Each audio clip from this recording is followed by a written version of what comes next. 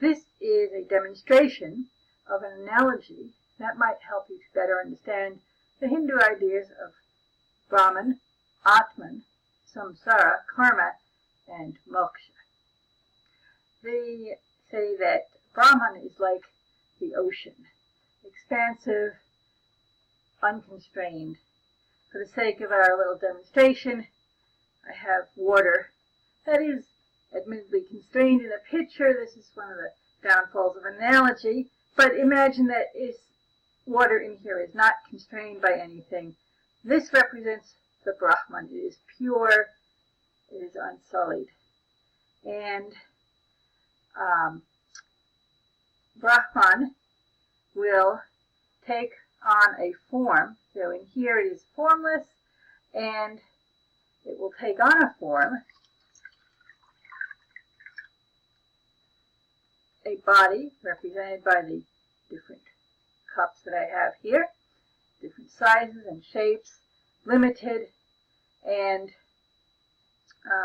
but it is still the same substance, H2O, whether it be unconstrained as the Brahman or limited and constrained within a specific form or body. And when it is in a body, it is now referred to as Atman rather than Brahman. But you can clearly understand that regardless of the form it may take or not, as the case may be, it is the same substance. H2O is H2O. It has merely changed its form and structure.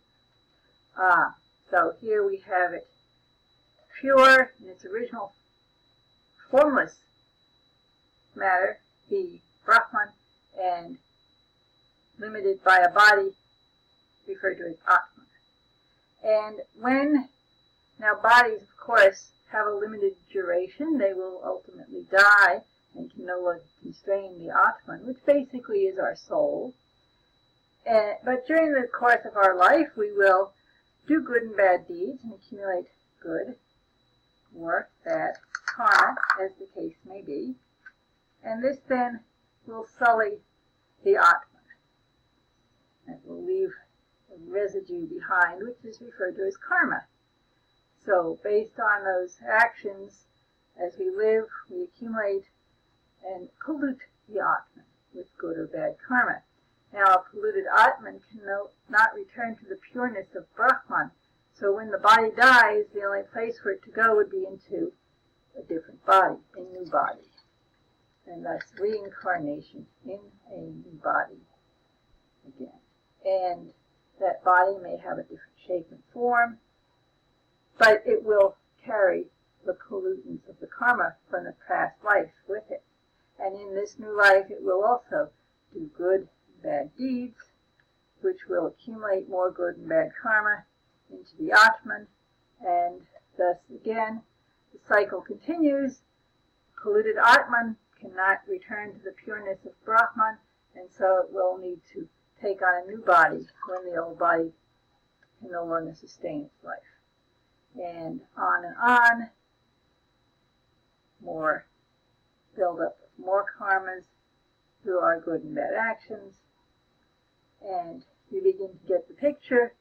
Again, a new body, a new lifetime. And this cycle of birth, life, death, and rebirth is what is referred to as samsara.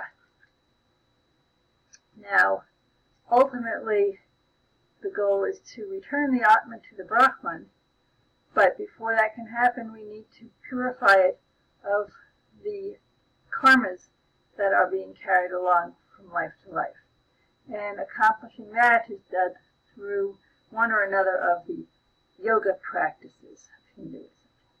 And for that, I will use filter to represent the yoga, which will purify the Atman. And then a purified Atman can return to Brahman without carrying the impurities of the karma behind.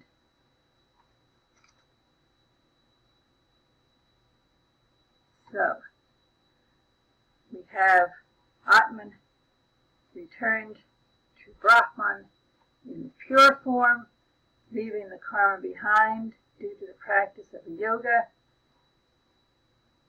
And that return of Atman to Brahman is what is referred to as moksha, or liberation from the cycles of reincarnation, liberation, release from samsara.